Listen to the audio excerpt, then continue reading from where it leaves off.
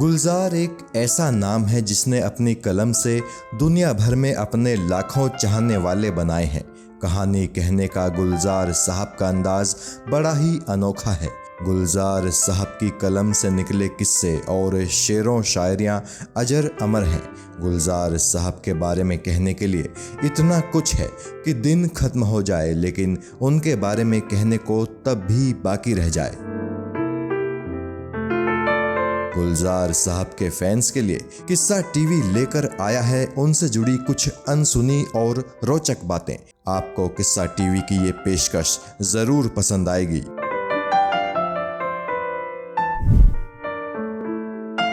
गुलजार साहब ने फिल्मों के लिए गीत लिखे, फिल्मों की कहानी लिखी, स्क्रिप्ट लिखी, डायलॉग्स लिखे, फिल्में डायरेक्ट भी की। उन्होंने कविताएं भी खूब कही।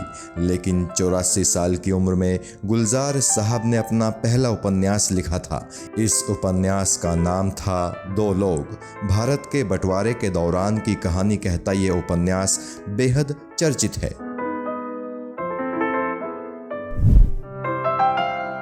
गुलजार साहब ने स्लमडॉग मिलेनियर के गीत जय हो के लिए बेस्ट ओरिजिनल सॉन्ग का एकेडमी अवार्ड जीता है। ये अवार्ड जीतने वाले गुलजार साहब भारत के पहले शख्स हैं।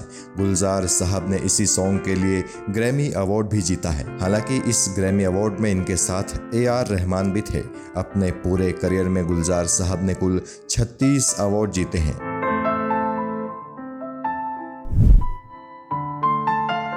बंटवारे के बाद जब गुलजार साहब का परिवार दिल्ली आया था तो गुलजार साहब ने दिल्ली के प्रख्यात सेंट स्टीफेंस कॉलेज में दाखिला लिया था। यहाँ ये आर्ट फैकल्टी के स्टूडेंट थे। गुलजार साहब ने लगभग 1 साल तक यहाँ पढ़ाई की, पर चूंकि इनके परिवार की आर्थिक स्थिति काफ़ी बिगड़ने लगी थी तो इनके पिता ने इन्हें इनके बड़े भाई के पास भेज दिया, जो उन दिनों मुंबई में रहा करते थे। मुंबई में गुलजार एक मोटर गैराज में काम करने लगे थे।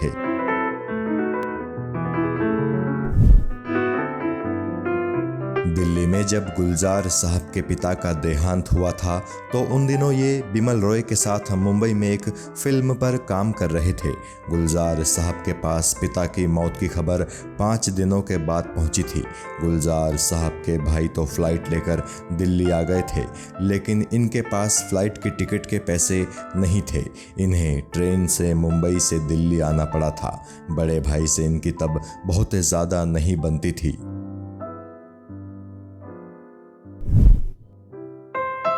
गुलजार साहब और संजीव कुमार की जोड़ी ने कई फिल्मों में धमाल मचाया था।